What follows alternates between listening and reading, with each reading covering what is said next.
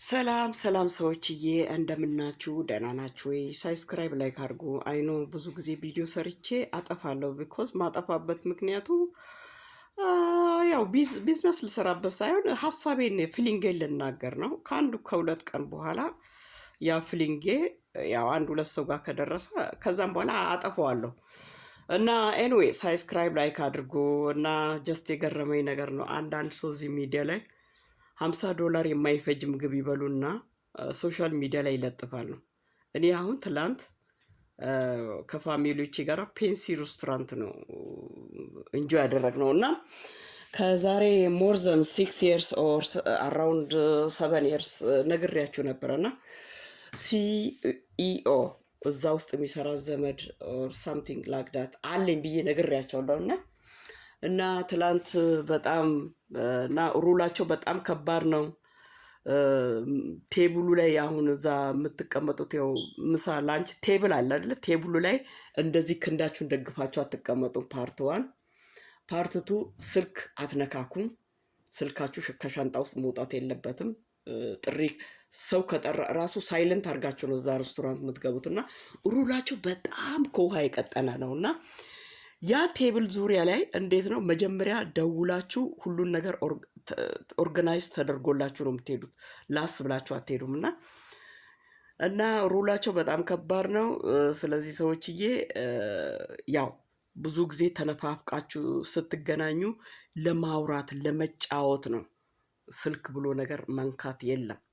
ሰው ቢደውልላችሁም አታነሱም፣ ሳይለንት ነው የምታደርጉትና እንግዲህ በዛ ቴብል የተከፈለውን ሂሳብ ብናገር እሱን አይ ዶንት ዋንት በጣም ከባድ ነው እና እንግዲህ ይሄንን ያ በጣም እንግዲህ የሲኢኦ ፍሬንድ ጓደኛ ያላችሁ ሰዎች ታውቃላችሁ እና በ300 በ500 $500 የሚዘጋ ቴብል አይደለም። በጣም ሂውጅ አማውንት ነው እና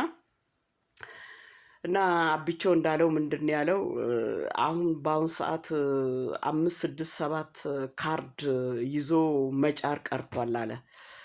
ቢኮዝ በአሁን ሰዓት ሁሉም ነገር ስልካችሁ ላይ ነው። የፈለገ ቢዛ ካለ ቢዛ ይመጣላችኋል። ደቤት ምናምን የባንካችሁ ስም እዚህ ጋር የተለያየ ባንክ 3 4 ባንክ ካለ ያ ይመጣል። አንዱን መርጣችሁ ትጫኑና ሂሳቡን ስትከፍሉ ቲፕም ካስፈለገ ቲፑንም ነካ ታደርጉና እዛ ጋር ወስዳችሁ ማሽኑ ላይ ፒፕ ይላል። ገባችሁ? ቀረኮ ሀብታሞች አሁን ብዙ ጊዜ ብላክ ካርድ ነው የሚጠቀሙት። ሁሉም በቃ ስልካቸው ውስጥ ነው እና ያው ስማርት አበሾች አላችሁ ታውቃላችሁ። እና በእንደዛ አይነት መልክ ነው ያሳለፍነው እና ስለዚህ እኔ ልጆቼ ከቤት ስንወጣ ጸባዬን ስለሚያውቁ ማሚ እንዳታሳፍሬን እና የሚቀርበውን ነገር ቪዲዮ ሰራለሁ ኦር ቀርጻለሁ እንዳቲ ምናምን ብሎኛል። እኔም ደግሞ ሳስበው እንግዲህ ኢማጂን እና ስልኬን እንዳልነካ ተነግሮኛል። ገባችሁ? ስለዚህ በቃ እና ቴብሉ ምኑ ወይኑ ደግሞ የኢጣሊያ ወይን ነው እና ሰዎችዬ እንግዲህ እኔን የመሰለች ሸበላ ኢማጂን። እኔ ከድሮም ጀምሮ የቺፕ ነገር አልወድም። እግዚአብሔር በጣም እኔ ፔንሲ ነገር ደስ ይለኛል። እና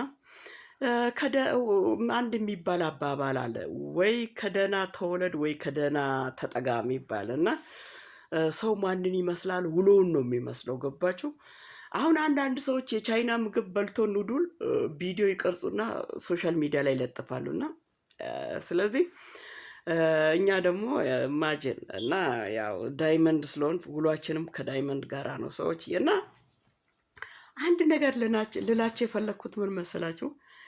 አሁን የቴዲ አፍሮ በእርግጠኛ ጀስት በአንዳንድ ነገር ልርገጠው፣ በአንዳንድ ነገር ደግሞ ብዙ ጊዜ ቴዲ አፍሮ ቲክቶክ መንደር ላይ ቁጭራ ሰፈር አይገኝም እና ሰዎች ሰው እንዴት ነው ዋጋውን የሚያስወድደው? ባለቤቱ ነው። ዋጋውን የሚያስረክሰው ባለቤቱ ነው። ገባችሁ? አሁን ቴዲ አፍሮ መጥቶ እዚህ ቲክቶክ መንደር ላይ አስገባይ ላይፍ ገብታል አስገባይ ይላሉ፣ ያስገባሉ። አንተ እንደዚህ ምናምን ስንት ሰው ታዋቂዎች ቲክቶክ መንደር ላይ መጥቶ ተዋርደዋል። አይደለም ለራሳቸው ቲክቶክ መንደር ማለት ሻሸመኔ ብሻቴ የሚባል ሰፈር አለ። አዲስ አበባ ደግሞ 7ኛ የሚባል ሰፈር አለ። ቁጭራ ምናምን ትርኪ ምርኪ ሰፈር እኮ ነው። ገባችሁ? ገንዘብ ለማግኘት ብሎ የእናንተን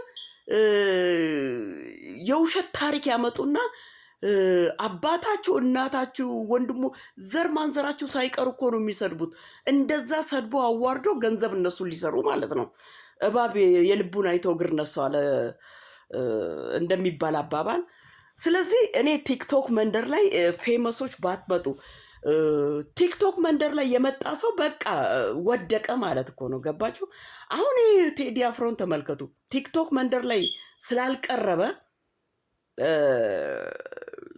ዋጋው ሃይ ሌብል የሆነው መድኃኒዓለምን በእርግጠኛ የሆነም ነገር ከ8-10 ዓመት በኋላ መጥቶ አንድ ነጠላ ዜማ ይለቃል። ከዛም በኋላ ህዝቡ ይንጫጫል። እሱ ቤት ገብቶ ብርድ ልብሱን ተከናንበው ይተኛል። ገባችሁ? ለዛ ጉዳይ ኤክስኪውዝ አይሰጥም። ገባችሁ? ስለዚህ ዋጋው ሃይ ሌብል ነው። ስለዚህ ሰዎችዬ ዋጋ የሚያስወድደው የራሱን ዋጋ የሚያስወድደው ባለቤቱ ነው፣ ራሱ የሚያስረክሰው ባለቤቱ ነው። እና አሁን አንዳንድ ሰዎች አሉ በሶሻል ሚዲያ ጀስት እንትን የተባላችሁ ጀስት ቦታ የተሰጣችሁ ሰዎች ቲክቶክ መንደር ላይ ላይፍ ገብታችሁ አታውሩ። አሁን ላይፍ ገብታ አንተ ኤግዛምፕል አንቺ ማንተም ስታወራ እባክን እኔ ማሳቤ ልስጥ ቦታ ስጠኝ ልግባ የሚል ሰው አላስገባም ማለት አይቻልም። ከዛም በኋላ ያ ሰው ምን ይላጨዋል? ያንተ ቫሊው አንደርግራውንድ ውስጥ ይገባል።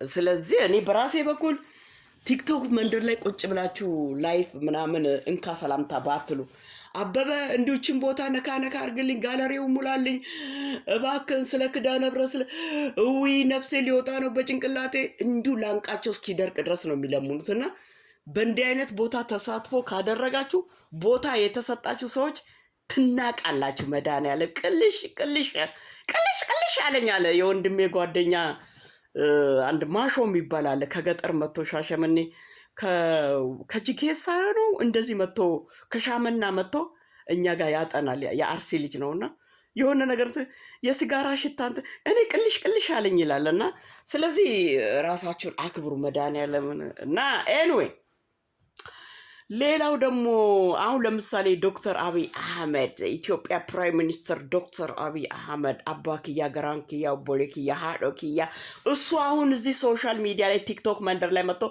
እንዲሁ አዋራ ቢያነሳ መድኃኒዓለምን በቃ ሰው ሁሉ የብቻ ነው አማርያ ሰው ሁሉ እንትን ይለዋል።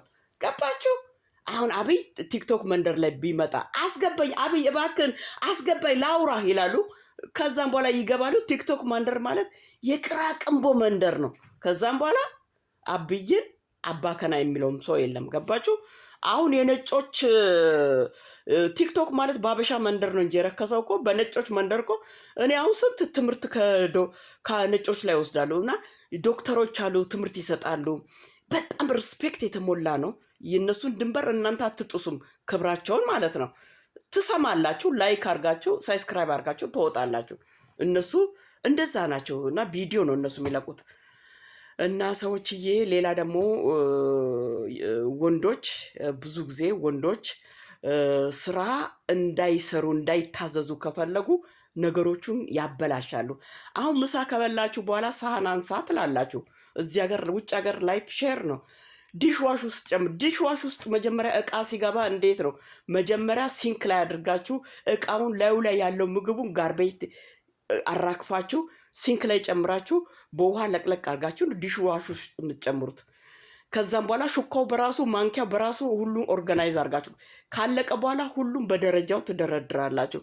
አሁን አንዳንድ ወንዶች ሁለተኛ በቃ እንዳይታዘዙ ከፈለጉ ምን ያደርጋሉ? እስከምናምን ነው ወስዶ ዲሽዋሽ ውስጥ የሚጨምሩት። ዲሽዋሹ ይሰበራል። ገባችሁ? እኔ ቤት ውስጥ እንዲህ አይነት ነገር ተፈጥሮ ያንን አስገዛሁኝ፣ ዲሽዋሹ ማለት ነው። ከዛም በኋላ ቀጥለጥ ብለው ያ ሰው ይሰራል። ገባችሁ? መጀመሪያ ምግቡን ከላዩ አራክፎ ጋርቤጅ ውስጥ መጨመር፣ ከዛም በኋላ ሲንክ ላይ በውሃ መለቅለቅ፣ ከዛም በኋላ ማሽን ውስጥ ማስገባት፣ ሁሉን እቃው በየደረጃው ማሽን ውስጥ መደርደር፣ ሹካ ማንኪያ ለብቻ ለብቻ፣ ሳህኖቹን የሾርባ ምናምን ሳምቲንግ አልስ ሲያልቅም ደግሞ እንደዛው መደርደር። እና አሁን ያ ሰው ከጥፋቱ ትምህርት አገኘ። እኔም ደግሞ ወጥሬ ካበላሸም አበላሽ የተበላሸውን